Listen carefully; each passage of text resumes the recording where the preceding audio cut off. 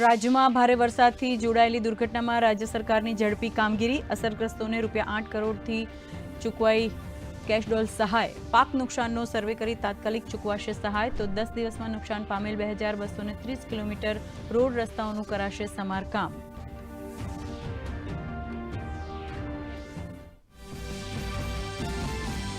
સુરતનું બોલાવ અને ભરૂચનું આસરમાં ગામ જળમગ્ન. તંત્રની મદદ માટે લોકોની પુકાર, તો મહીસાગરના કડાણા ડેમમાંથી પાણી છોડાતા મહી નદીમાં આવ્યું પૂર. લુણાવાડા, કડાણા અને ખાનપુર તાલુકાના 128 ગામોને કરાયા સાવચેત.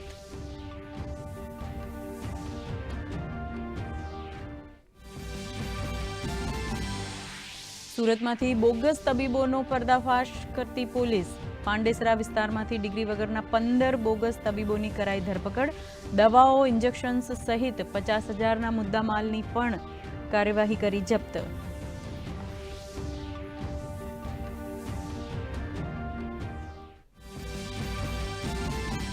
ગુજરાતને સેમિકન્ડક્ટર હબ બનાવવાના સ્વપ્નને પૂર્ણ કરવાના લક્ષ્ય સાથે પ્રધાનમંત્રી નરેન્દ્ર મોદી સિંગાપોરના પ્રવાસે.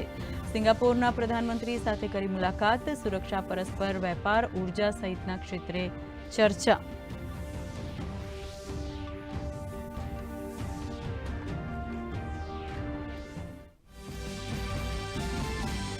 કેન્દ્રીય ગૃહમંત્રી અમિત શાહની હાજરીમાં ભારત સરકાર ત્રિપુરા નક્સલી સંગઠનના NLFT અને ATTF વચ્ચે શાંતિ કરાર, સમજૂતી પર હસ્તાક્ષર.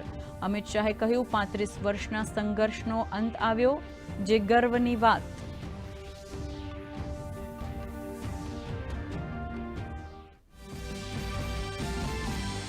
સુરતના આમોદના દોરા ગામે અંધશ્રદ્ધાએ લીધો બાળકનો જીવ. બાળકને સાપ કરડતા દવાખાનાને બદલે લઈ ગવાયા ભુવા પાસે. તાત્કાલિક સારવાર ન મળતા બાળકનું મોત. પોલીસે પિતા અને ભુવા સામે શરૂ કરી કાર્યવાહી.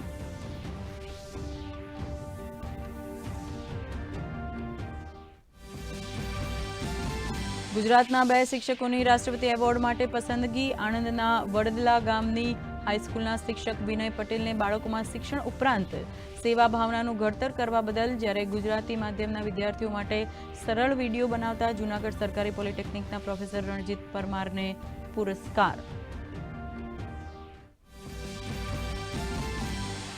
પેરિસ પેરાલિમ્પિકમાં ભારતનું શાનદાર પ્રદર્શન. આજે શોર્ટપુટ F46ની ફાઇનલમાં સચિન ખિલારીએ મેળવ્યો રજત પદક. 30 વર્ષ બાદ શોર્ટપુટમાં પુરુષ વર્ગમાં ભારતના ફાળે મેડલ. તો ટેબલ ટેનિસમાં ગુજરાતી ખેલાડી ભાવિના પટેલને મળી નિરાશા.